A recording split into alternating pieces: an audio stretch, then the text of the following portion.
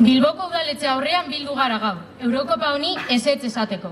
2020an pandemia dela eta futbol txapelketa bertan bera utzi ondoren, aurten berriro ere Bilbon Eurokopa jokatzeko apustua egin dute UEFAk, Espainiako Futbol Federazioak, Bilboko agintariek eta beste hainbat entitatek. Erabaki horren aurka mobilizatzeko beharra azpimarratu nahi dugu. Eta Eurokopa honi ez, plataformaren aldetik, ekimen hau gelditu dezagun lanean jarraituko dugu. Orain arte egin bezala. Duela 2 urte, makroekitaldi honen aurka antolatzeko arrazoi sendoak baldin bagenituen. Bistakoa da orain, osasun larrialdi baten erdian egonda, oraindik eta larriagoa dela euren burua, euskaldunon ordezkari gisa duten horiek, erabaki horri kosta ala kosta eutsi nahi izatea. Koronavirusak estanda egin zuenetik, nabarmen okertu dira gizartearen gehiengoaren lan eta bizi baldintzak. Geroz eta orokorragoak dira, ura edo elektrizitatea ordaintzeko zailtasunak. Janariaren gutxieneko kalitatea, alokairua ordaintzearen artean aukeratzera behartuta daudenak. Milaka dira euren lanpostuetatik kaleratuak izaten ari direnak. Horietako asko, lana inoiz gehiago lortuko ez dutela jakitun direnak gainera.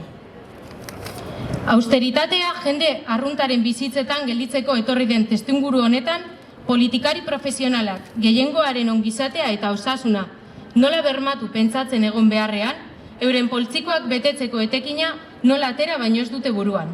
Horrela baino ezin da ulertu pobrezia orokorrari erreparatu ez eta osasun egoera are gehiago kaskartu dezakeen Eurokopa bezalako iniziatibak bultzatzea. Edota herritarrei betearazten dizkioten arauak, interes pribatuak mesede egin diezaioten nahieran moldatzeko eskumena izatea, impunitate osoz gainera. Hilabeteetan zehar, gure udalerri edo erkidegotik ateratzea debekatua izan den bitartean, Espainiar estatuko naiz Europan zeharreko saletuak Samamesen hartzea planteatzen jarraitzea. Baten batek argudia lezake, Eurokopa bezalako proiektuak direla, ekonomia krisian dagoen une batean indarrean dauden datu kezkagarriei buelta eman ahal izateko modu bakarra. Lanpostuak sortzen lagunduko omen duelako. Bilbo Europaren baitako hiri ezaguna izatera igaro daitekelako. Eta horrek turismoari bultzada ezin hobea eman diezaiokelako. Hala ere, irudiek eta albisteek eskutatzen dutena proletariotzaren azalak ikustarazten du.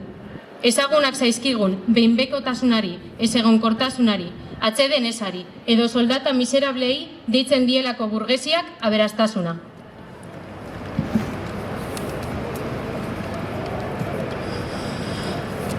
Bestalde, Eurokopa gaur egungo osasun egoera jokatzea garbi erakusten du langilearen askatasun urraketa sistematikoa arbitrarioa dela funtsean. Nola ulertu bestela, Eurokopa jokatu bai, baina ezin bildu edo etxeratzea agindua mantentzea. UEFako buruak milaka ikusleren presentzia exigituko duenean gainera. Interes pribatuak osasun egoerari lehenetsi zaizkiola garbi erakusten du Eurokopak. Aberastasuna erakarri ordez, langile klaseak ordaindutako zergak esku pribatu partikularretara bideratzeko soilik balioko baitu. Espainolismoak funtsezko paper bat jokatuko du prozesu honetan zehar. Izan ere, bere existentzia berak Euskal Herri borrokalariaren ideia deuseztatzen du. Euskal Herriaren eta langileriaren askapena helburu duen proiektua, erreakzionarioa den Espainiar nazionalismoari kontrajarria baitago. San Mamesen Espainiako selekzioak jokatzea beraz, horretarako erabiliko da. Euskal selekzioaren parte hartzea deuseztatua dirauen bitartean. Horregatik guztiagatik diogu kaltegarria dela Euskal Herriko langile klasearentzat Eurokopa hau. Eta Eurokopa hemen jokatzearen ardura, hein handi batean Bilboko udaletxearen izanik, hemen bildu gara gaur. Apirilaren 19an, UEFaren goi bileran azken erabakia hartuko dela jakitun, Eurokopa Bilbon jokatu ez dadin, Bilboko udaletxeak eta Bizkaiko diputazioak beraien esku dagoen guztia egin dezaten exigitzen dugu. Guk, guraldetik, borrokan jarraituko dugu.